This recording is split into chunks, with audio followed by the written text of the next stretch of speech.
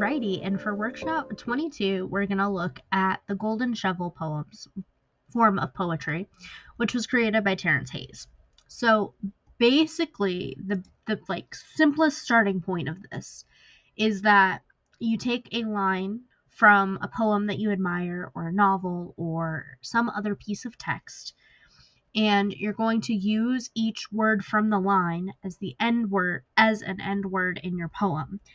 And you have to keep those words in order. So it's kind of a little bit like a reverse acrostic, but using an entire line from something else. Some things to note. As always, give credit where credit is due, unless it is your line that you're borrowing, and while that can be a really fun exercise and might lead to something really cool, it's not the best practice. So make sure to give credit where credit is due wherever you borrow this line from. Also, your poem does not have to be about the same thing. You just have to keep the words in order as the ending poems. Sometimes for formatting, people will highlight or bolden or otherwise make these last words stand out so it's a little easier to see. Otherwise, you don't really have to. So something to note, if you pull a line with 6 words, your poem is going to be 6 lines long. No ands, ifs, or buts. If it has 20 words, it's going to be 20 lines long. No ands, ifs, or buts. There's wiggle room to be creative in poetry, but there are also sometimes rules that you have to adhere to. For the Golden Shovel, there are rules we have to adhere to. So, this is We Real Cool by Gwendolyn Brooks. And the Golden Shovel we're going to look at is based off of this poem. Because it is so short, I want you to be able to see the beginning form and the golden shovel that was created from it. So, we real cool. The pool players, 7 at the Golden Shovel. We real cool. We left school. We lurk late. We strike straight. We sing sin. We thin gin. We jazz June. We die soon. And the entire poem is used in this Golden Shovel. So, The Golden Shovel by Terrance Hayes. And it is called The Golden Shovel because it is the first of this form. Terrance Hayes gets the credit for this form. And it is after the Gwendolyn Brooks poem that we just read. And that is notated properly and correctly, and all bases are covered.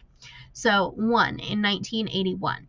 When I'm so small, Dad's sock covers my arm. We cruise at night until we find the place the real men lean, bloodshot and translucent with cool. His smile is gold-plated incantation as we drift by women on bar stools with nothing left in them but approachlessness. This is a school. I do not know yet, but the cue sticks mean we were rubbed by light, smooth as wood, the lurk of smoke thinned to song. We won't be out late. Standing in the middle of the street last night, we watched the moonlit lawns on our neighbor strike his son in the face. A shadow knocked straight. Dad promised to leave me everything.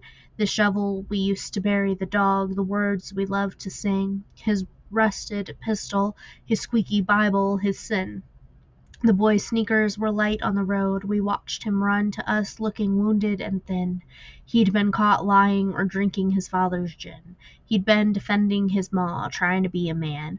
We stood in the road, and my father talked about jazz, how sometimes a tune is born of outrage. By June, the boy would be locked upstate. That night we got down on our knees in my room. If I should die before I wake, Dad said to me, it will be too soon.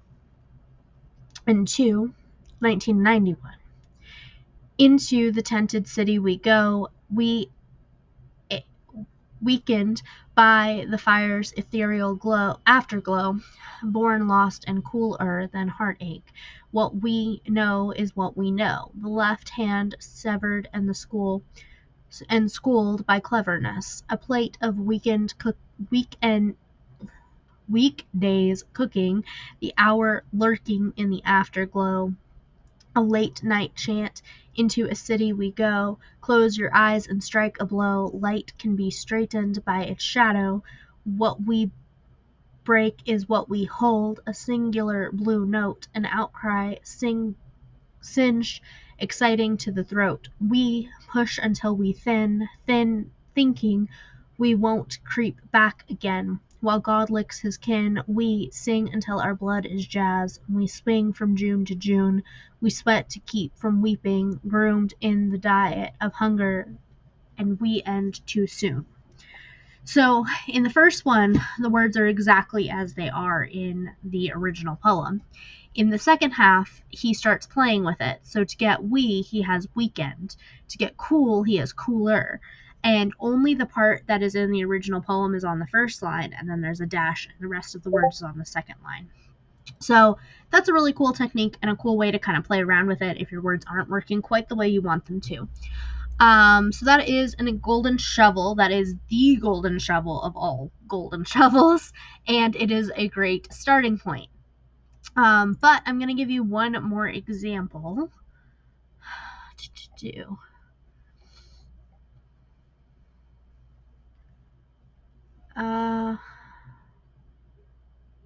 Okay, this is called Cloudburst, and it is inspired by William Carlos Williams, and it is written by, who is this author? Charlotte Eve Pfeiffer. So we are giving credit where credit is due, and this is Cloudburst after William Carlos Williams. A grim silver cloud cups the sky. It carries echoes of thunder. Is this the murmur of a storm's heart? A willow awaits a cloudburst when the sapphire summer sky is stained with charcoal over, lapping onyx cloaks, a weeping willow affixed by dirt whirling by the raging river, carrying away its dead leaves from brittle branches which crave release. No, the leaf descends and drowns, the willow has not fallen. And the line that was borrowed it is a willow when summer is over, a willow by the river from which no leaf has fallen. So you take a line from something else and you write your own poem. So golden shovels are really fun and really silly and a great way to kind of play with your verbiage and to tell a story and to be inspired by someone else. So they are great for a lot of skills, which is why we have it at the end of the month. So you can get a little more in depth with it. You can have a little more skill to build this more strongly and really leave an impact on yourself or others. So, as always, happy writing! Thanks for hanging out, and I will see you for the next one soon. Bye for now. Actually, wait, I forgot to give you your prompt. So your prompt for this one is to pick a line from your favorite piece of writing, whether that's a poem, a movie script, a book, whatever it is. Pick a line from your favorite piece of writing, but not pick your favorite line from your favorite piece of writing. Pick a random line from your favorite piece of writing. So there's a little bit of challenge. There's your prompt. Happy writing for real, and I'll see you again for real somewhere else. Bye for now. Actually, wait, I forgot to give you your prompt. So your prompt for this one is to pick a line from your favorite piece of writing, whether that's a poem, a movie script, a book, whatever it is. Pick a line from your favorite piece of writing, but not pick your favorite line from your favorite piece of writing. Pick a random line from your favorite piece of writing. So there's a little bit of challenge. There's your prompt. Happy writing for real, and I'll see you again for real somewhere else. Bye for now.